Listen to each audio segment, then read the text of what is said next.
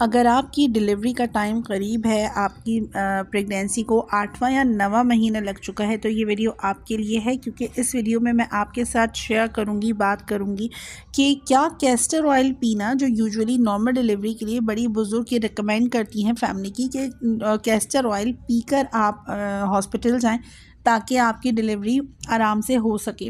तो क्या इस चीज़ में कितनी सच्चाई है, क्या मिथ्स हैं और क्या साइड इफ़ेक्ट्स होते हैं या क्या ख़तरात होते हैं आपके बच्चे को, तो इस वीडियो में मैं इस हवाले से आपको गाइड करूंगी। मैं हूं डॉक्टर हिरा कोमल और प्रेगनेंसी इश्यूज़ के हवाले से ख़वातीन को गाइडेंस दे रही होती हूँ।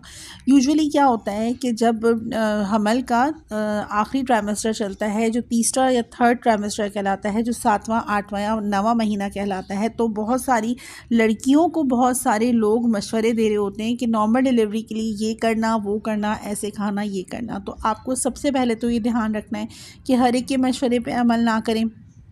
आपको बहुत सारी फैमिली में भी ऐसी बड़ी बुज़ुर्ग होती हैं जो ये मशवरा दे रही होती हैं, या गांव देहात की ऐसी लड़कियां होती हैं जिन्हें फैमिली में ये बड़ी बुज़ुर्ग बूढ़ियां बता रही होती हैं कि कैस्टर ऑयल पियो और हॉस्पिटल चले जाओ तो फिर नॉर्मल डिलीवरी आसान हो जाएगी। और ये मशवरा उन लड़कियों को ज़्यादा मिल रहा होता है जो पहली बार माएँ बनती हैं, क्योंकि जब पहली बार आपकी डिलीवरी होती है तो आपका जो ड्यूरेशन होता है लेबर का, वो थोड़ा प्रोलॉन्ग्ड हो सकता है। कुछ लड़कियों का 18 घंटे, 20 घंटे, 22 घंटे भी हो सकता है, यानी कि पूरा दिन गुजारने के बाद उनका जो लेबर होता है वो स्टार्ट होता है, या उनकी डिलीवरी का जो प्रोसीजर है वो स्टार्ट होता है। तो लड़कियां परेशान हो जाती हैं, सबसे पूछ रही होती हैं तो इस बात में किस हद तक सच्चाई है कि आपको जब डिलीवरी का टाइम करीब हो या आप हॉस्पिटल जाएं तो नॉर्मल डिलीवरी वाली जो खातून है वो कैस्टर ऑयल पी कर जाए, तो इसमें क्या सच्चाई है? बीइंग अ डॉक्टर मैं इस चीज़ को रिकमेंड नहीं करूँगी। कोई भी डॉक्टर इस चीज़ को रिकमेंड नहीं करती कि कैस्टर ऑयल पी लिया जाए और देन नॉर्मल डिलीवरी के लिए आप हॉस्पिटल जाएं, क्योंकि इसका कोई ख़ास इफ़ेक्ट नहीं पड़ता आपकी डिलीवरी पर, क्योंकि ये लैक्सेटिव होता है, यानी कि आपके यूट्रस की कॉन्ट्रैक्शंस को बढ़ा देता है। कॉन्ट्रैक्शंस बढ़ाता है, आपकी बॉवल मूवमेंट को भी बढ़ा देता है। ये उस सूरत में दिया जाता है कि जब किसी को कब्ज़ हो, कॉन्स्टिपेशन का प्रॉब्लम हो, तो बॉवल मूवमेंट बढ़ने की वजह से उससे आसानी के साथ स्टूल पास हो जाए। तो ये चीज़ नॉर्मल डिलीवरी के लिए ठीक नहीं है। अगर आप नॉर्मल डिलीवरी करना चाह रही हैं तो और तरह की एक्सरसाइज उसको फॉलो कर सकती हैं, लेकिन कैस्टर ऑयल पीना आपकी बॉवल मूवमेंट को बढ़ाता है। आपको लूज़ मोशन लग सकते हैं, बार बार मोशन लग सकते हैं, ये डायरिया हो सकता है, जिसकी वजह से आपको डिहाइड्रेशन हो सकती है।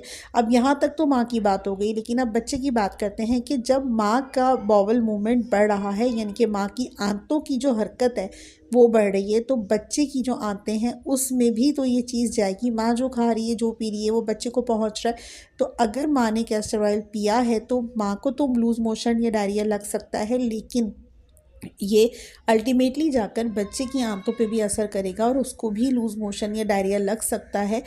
बच्चा जो पैदा होने के बाद पहला स्टूल पास करता है, जो ब्लैक कलर का होता है या डार्क ग्रीन कलर का होता है, उसको मेकोनियम कहते हैं। ये मेकोनियम बच्चा पेट में पास कर देता है। क्योंकि माँ ने कैस्टर ऑयल पिया था तो माँ को असर हुआ या नहीं हुआ, वो असर बच्चे को हो गया। तो पेट में स्टूल पास करने की वजह से जो एमनियोटिक फ्लूइड होता है, जिसे हम बच्चेदानी का पानी कहते हैं, वो उसी में अपना स्टूल पास कर देता है, जिसकी वजह से वही एमनियोटिक फ्लूइड में तो बच्चा होता है, तो बच्चा वही पानी पी लेता है, जिसे कॉमन ज़बान में डॉक्टर कहती हैं कि बच्चे ने गंदा पानी पी लिया है। तो बच्चा अगर गंदा पानी पिएगा तो उसको सांस लेने में तंगी हो सकती है, उसकी जो सांस की या खुराक की नाली है वो ख़राब हो सकती है, और बच्चे की जो हार्ट बीट है वो कम हो सकती है। तो इनडायरेक्टली अल्टीमेटली इसका असर बच्चे के ऊपर पड़ता है कि नॉर्मल डिलीवरी में कॉम्प्लिकेशंस हो सकती हैं। तो ये चीज़ कहीं पे भी हेल्पफुल नहीं है कि आप कैस्टर ऑयल पिएं, क्योंकि कैस्टर ऑयल पीने से यूट्रस की कॉन्ट्रैक्शंस नहीं बढ़ेंगी, आपकी आंतों की या बॉवल कॉन्ट्रैक्शंस बढ़ेंगी। तो अगर आप चाहती हैं कि आपकी नॉर्मल डिलीवरी हो तो आप प्रॉपर एक्सरसाइजेस को फॉलो कर सकती हैं। आप घर में जो माएँ एक्टिव होती हैं तो उन माओं की नॉर्मल डिलीवरी होने के चांसेस ज़्यादा होते हैं। कुछ माएँ बिल्कुल आराम कर रही होती हैं। हमल में आराम करना बेहतरीन और अच्छा माना जाता है, लेकिन ऐसा नहीं है कि आप पूरा दिन बिस्तर से लग जाएं और bed rest, complete bed rest पर आ जाएं, अनटिल और अनलेस आपकी तबीयत या सेहत से रिलेटेड कोई ऐसा मसला नहीं है जिसमें आपको बेड रेस्ट करना पड़े। अदरवाइज़ जो माएँ हेल्दी होती हैं, एक्टिव होती हैं और भाग दौड़ कर रही होती हैं, सारे काम रूटीन के कर रही होती हैं एहतियात के साथ, तो उनके बच्चे भी हेल्दी होते हैं और उनके बच्चों में भी जो एक्टिविटी होती है वो अच्छी देखने को मिली है। तो आप प्रेगनेंसी में एक्सरसाइजेस को फॉलो कर सकती हैं नॉर्मल डिलीवरी के लिए। और आखिरी महीने में तो बहुत सारी ऐसी टिप्स होती हैं, एक्सरसाइज होती हैं, जैसे सिलबट्टा पीसा जाता था पुराने वक्तों में। सिलबट्टा पे जो जिस तरह पीसा जाता है उस कंडीशन में आप बैठ के सिलबट्टे पे काम करें तो आपकी नॉर्मल डिलीवरी हो सकती है। इसके अलावा अगर आपको प्लेसेंटा प्रेविया का प्रॉब्लम नहीं है, सेहत से रिलेटेड, हमल से रिलेटेड कोई मसले मसाइल नहीं है, आपकी प्रेगनेंसी हेल्दी प्रेगनेंसी अभी तक रही है, तो आप कंटिन्यूसली 9वां महीना लगते ही वॉक को अपनी रूटीन का हिस्सा बनाएं। क्योंकि जो माएँ वॉक कर रही होती हैं उनके जितने भी मसल्स होते हैं वो एक्टिव फॉर्म में होते हैं। इसके अलावा आखिरी महीने में हस्बैंड से भी मिलने को कहा जाता है। अगर प्लेसेंटा प्रेविया का प्रॉब्लम नहीं है, आपको और सेहत से रिलेटेड मसले मसाइल नहीं हैं, तो आप हस्बैंड के साथ रिलेशन कर सकती हैं।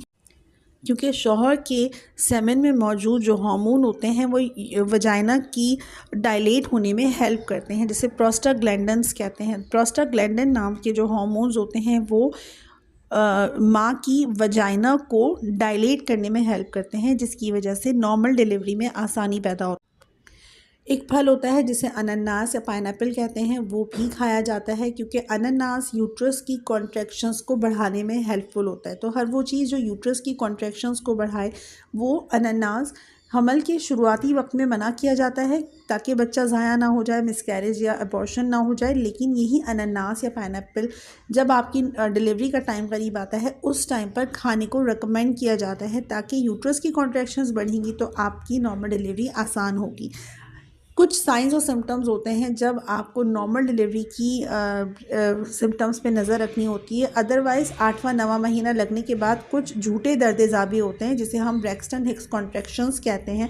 इसमें माँ के पेट में ऐसी सिकुड़न आ जाती है, ऐसी कॉन्ट्रैक्शंस आ जाती हैं जिसकी वजह से आपको लगता है कि अब डिलीवरी का टाइम करीब है। तो इसके साथ अगर आपको बाकी सिम्टम्स देखने को मिलते हैं तब आप हॉस्पिटल जाइए। उन बाकी सिम्टम्स में क्या होगा कि ये जो कॉन्ट्रैक्शंस होती हैं यूट्रस में, ये आपको कंटिन्यूअसली इंटरवल के बाद आएंगी और ये वक्त के साथ बढ़ेंगी, कम नहीं होंगी। अगर आपको फॉल्स लेबर पेन स्टार्ट हुआ है तो ये कॉन्ट्रैक्शंस उठने से, बैठने से, अपनी पोजीशन चेंज करने से ख़त्म हो जाएंगी, रिलैक्स हो जाएंगी।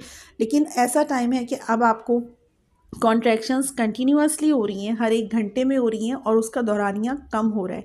यानी जो कॉन्ट्रैक्शंस आपको हर 3 घंटे बाद आ रही थी, उसके बाद हर 2 घंटे बाद आ रही हैं, फिर हर 1 घंटे बाद आ रही हैं, फिर हर आधे घंटे बाद आ रही हैं, तो इसका मतलब आपके डिलीवरी का टाइम अब करीब आ रहा है। तो इन चीज़ों पे आपको नज़र रखनी है कि कॉन्ट्रैक्शंस का दौरानिया बढ़ेगा नहीं, वो कम होगा और वो रेगुलर इंटरवल के बाद आएंगी और वो पोजीशन चेंज करने से नहीं जाएंगी। तो ये अलामतें होती हैं कि अब आपका डिलीवरी का टाइम करीब है।